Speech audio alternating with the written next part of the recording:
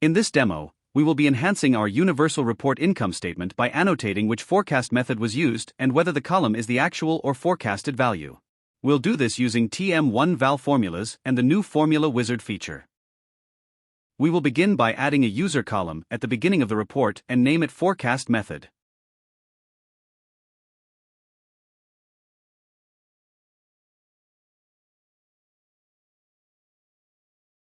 Next, we will use the Formula Wizard to construct our TM1Val formula to populate the column's content. The first step is to indicate the data source and database being used. Since this is a universal report, we will use cell B1 and B2 to ensure the TM1Val automatically syncs with the report.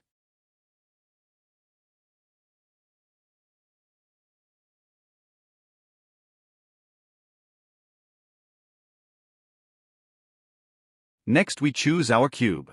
The forecast method cube has string values we wish to populate based on which account element we are referencing. I will now edit the account hierarchy in the table and use the cell picker to set the selected element as my first row. I'm careful to use a relative reference because I want the row to increment with the account element as the formula cascades down the column.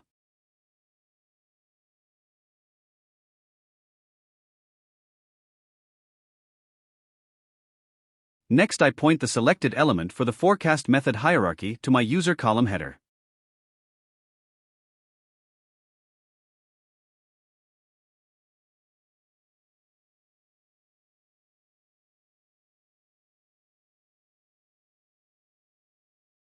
After a quick review, I apply the formula into the cell and it calculates.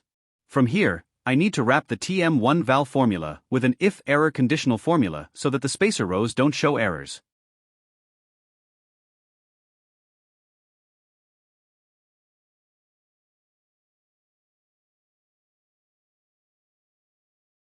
With that done, I'm ready to apply this formula to my user column so that it persists as part of the underlying MDX query.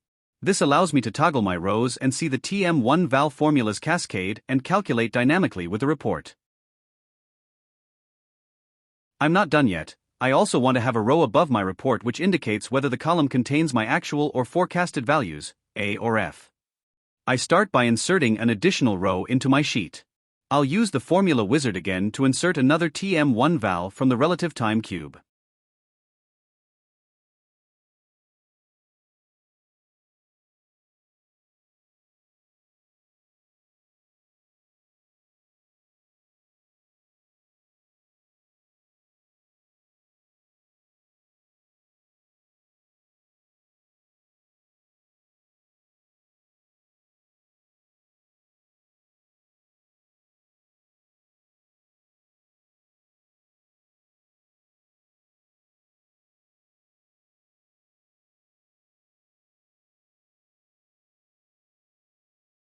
For my year hierarchy, I want its selected element to sync with the universal report's year slicer selection.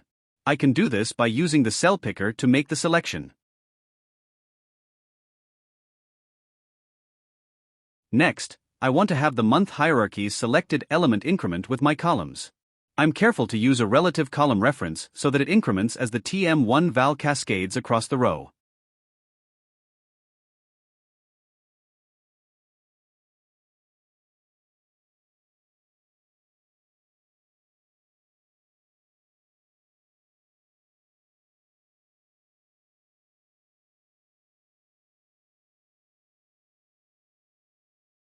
I'll update the selected element of the relative time hierarchy to be account 4.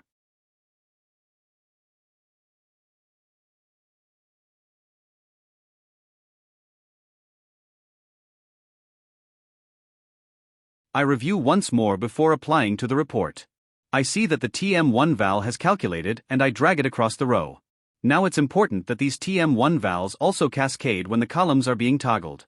To do this, I first need to update my CX named range to include this additional row in the expansion range.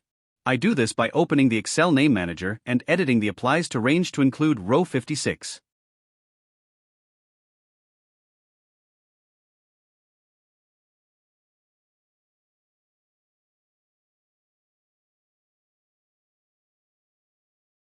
With that in place, I can now safely toggle my columns. I can see that only January contains actual data, while the rest of Q1 is forecasted data. My universal report now successfully blends together data from 3 different cubes so that the TM1Vals are responsive to toggle gestures. This is just one of the many things you can do with universal reports and TM1Val in PA for Excel.